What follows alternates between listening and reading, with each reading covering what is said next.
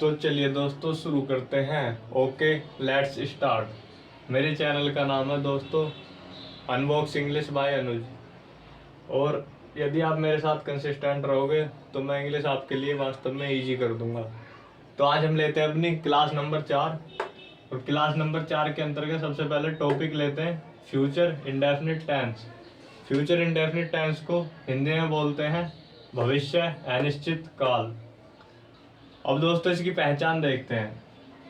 तो इसकी आइडेंटिटी है वाक्य के अंत में होगा, होगी, होंगे, गा, गी, गे आदि शब्द आते हैं।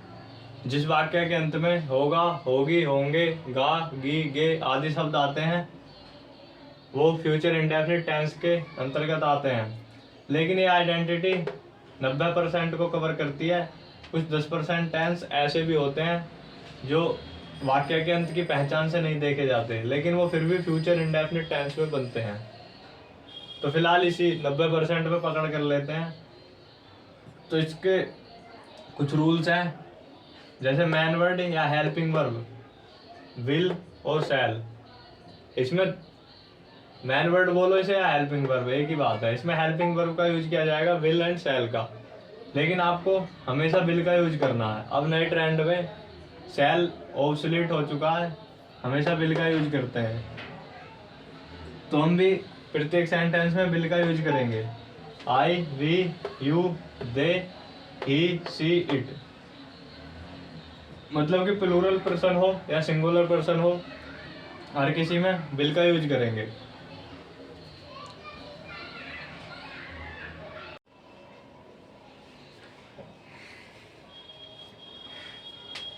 अब इसके एग्जाम्पल्स लेते हैं। पहला एग्जाम्पल है इसमें, वह पार्टी में जाएगा। He will go to the party. या इसे दूसरे तरीके से बना सकते हैं, he will go in party. To के स्थान पर इनका यूज भी कर सकते हैं।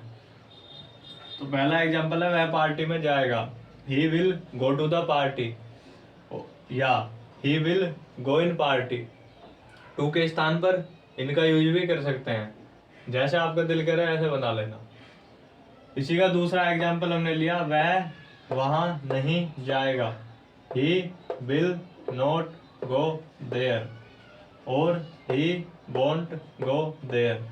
ये दोनों तरीके से बन जाएगा, he will not go there, he won't go there.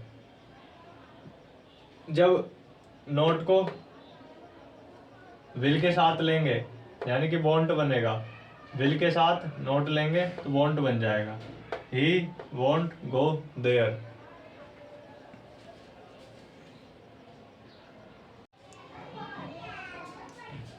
तो चलिए इसका तीसरा एग्जाम्पल देखते हैं। तीसरा एग्जाम्पल है, क्या मैं खेलूंगा या मैं खेलूंगा। क्या मैं खेलूंगा, विल आई प्ले। मैं खेलूंगा, आई विल प्ले। मैं खेलूंगा ये सिंपल में बनेगा, आई विल प्ले। सिंपल में क्यों बनेगा, क्योंकि यहाँ पर मैं खेलूंगा, इसमें पूरी तरीके से डिसीजन मेरे हाथ में है, यानी कि फर्स्ट पर्सन के हाथ में है। अब इसमें मेरी मर्जी है कि मैं खेलूं या ना खेलूं, इसलिए पूरी तरह से डिसीजन मेरे हाथ में, तो ये सिंपल में बनेगा। इसी का दूसरा एग्जाम्पल लेते हैं, क्या तुम खेलोगे या तुम खेलोगे। विल यू प्ले और विल यू प्ले। यहाँ पे तुम खेलोगे ये भी इंटेरोगेटिव में बनेगा। तुम खेलोगे ये सादा नहीं है, ये भी इंटेरोगेटिव सेंटेंस है, विल यू प्ले इसी तरीके से बनेगा। इसका रीजन क्या है, इसका रीजन है कि तुम खेलोगे, मैं किसी सेकंड पर्सन से पूछ रहा हूँ कि तुम खेलोगे या नहीं खेलोगे, तो पूरी तरह से डिसीजन उसके हाथ में है। वो खेले या ना खेले वो उसकी मर्जी है। यानी कि जब डिसीजन सेकंड पर्सन के हाथ में होता है तो इंटेरोगेटिव में बनता है, और जब डिसीजन फर्स्ट पर्सन के हाथ में होता है तो सिंपल में बनता है। इसीलिए ये सिंपल में बना है, मैं खेलूंगा, आई विल प्ले, तुम खेलोगे। यहाँ पर डिसीजन सेकंड पर्सन के हाथ में है, इसलिए इंटेरोगेटिव में बनेगा, विल यू प्ले।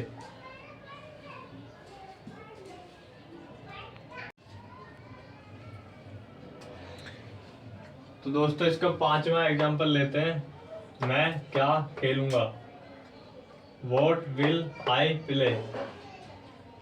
जब क्वेश्चन वर्ड वाक्य के बीच में आता है तो उसकी इंग्लिश वाक्य के स्टार्टिंग में ले लेते हैं। जैसे यहाँ हुआ है, क्या बीच में आने पर इसकी इंग्लिश वाक्य के स्टार्टिंग में ले ली गई है, व्हाट विल आई प्ले। इसके छठा एग्जाम्पल देखते हैं, क्या मैं नहीं जाऊंगा, विल आई नॉट गो और वॉन्ट आई गो। जब वाक्य क्या से स्टार्ट होता है तो वाक्य इंग्लिश में मैन वर्ड से स्टार्ट करते हैं। जब हिंदी में वाक्य क्या से स्टार्ट होता है तो मैन वर्ड स्टार्टिंग में आ जाता है। जैसे यहाँ मैन वर्ड विल स्टार्टिंग में आया है, विल आई नॉट गो और want I go.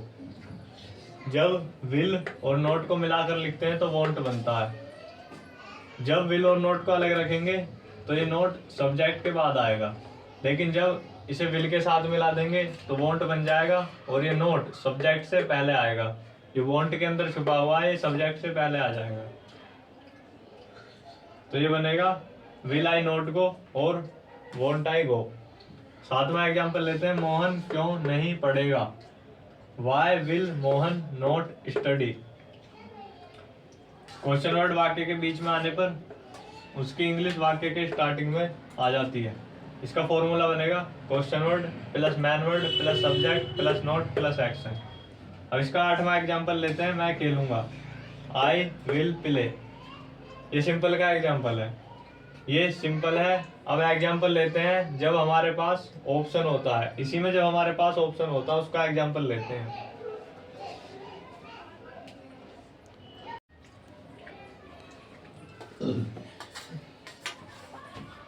Rule number first देखते हैं इसके अंतर्गत, जब हमारे पास ऑप्शन होता है तो वुड आता है। जैसा मैंने पहले सिंपल बताया था उसमें कोई ऑप्शन नहीं था, लेकिन इसमें जब हमारे पास ऑप्शन होता है तो वुड का यूज करते हैं। तो इसका एग्जांपल लेते हैं, जैसे तुम खेलोगे या पढ़ोगे।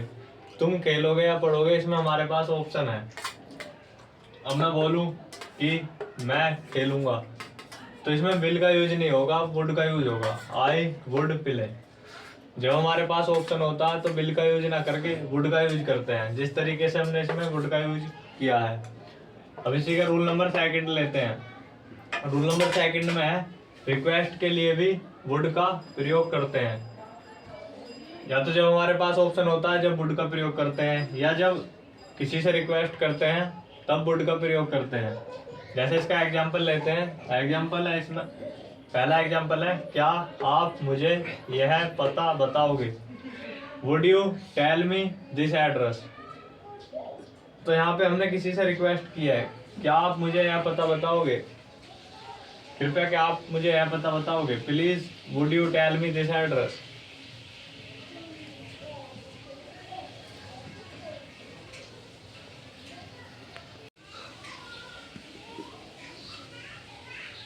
अब इसमें रूल नंबर थर्ड लेते हैं।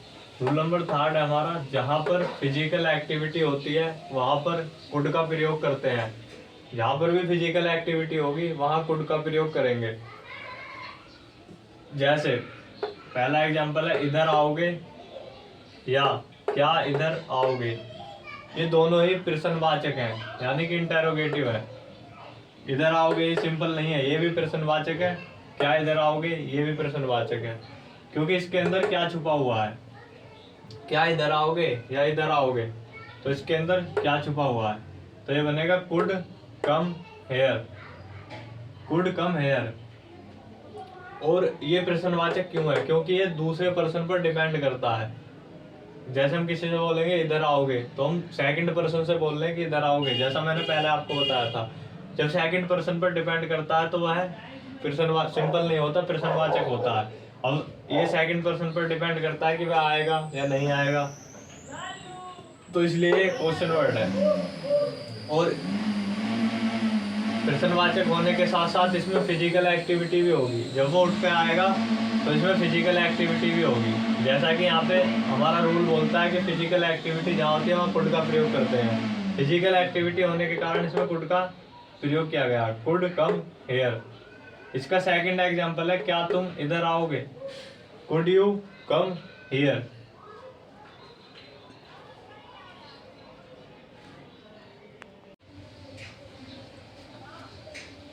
तो दोस्तों इसका रूल नंबर 4 लेते हैं। जब हम पास्ट में फ्यूचर के बारे में सोचते हैं तो वुड आता है।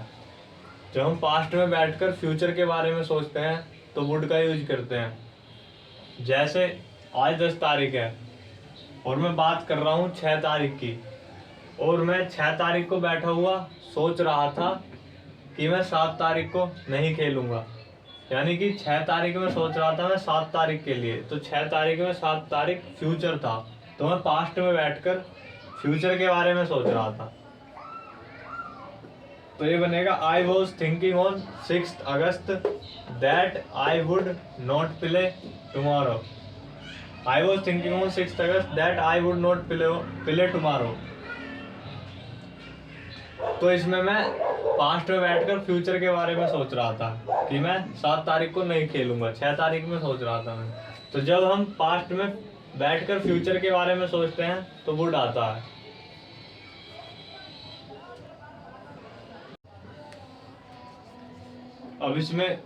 अब दोस्तों इसमें कुछ और एग्जाम्पल लेते हैं।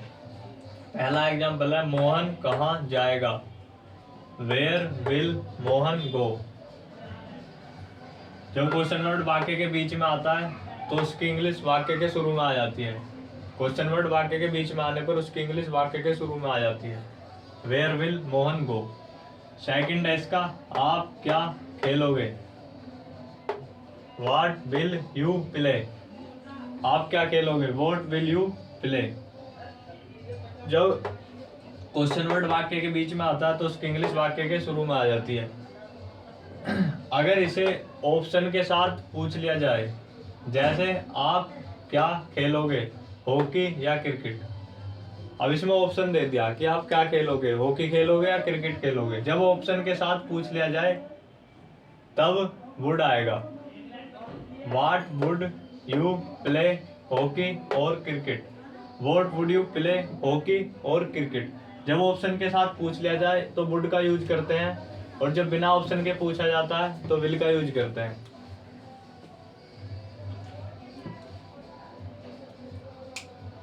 तो दोस्तों आज की क्लास हमारी समाप्त होती है। अगर आपने मेरी previous video past indefinite tense नहीं देखी है तो लिंक डिस्क्रिप्शन बॉक्स में है, आप जाकर देख सकते हैं। और अपने भाई को सपोर्ट करें। Like, comment, share and subscribe. दिल से thanks for watching this video. अगला टॉपिक लेंगे हम present continuous tense. Love you friends, take care, bye bye.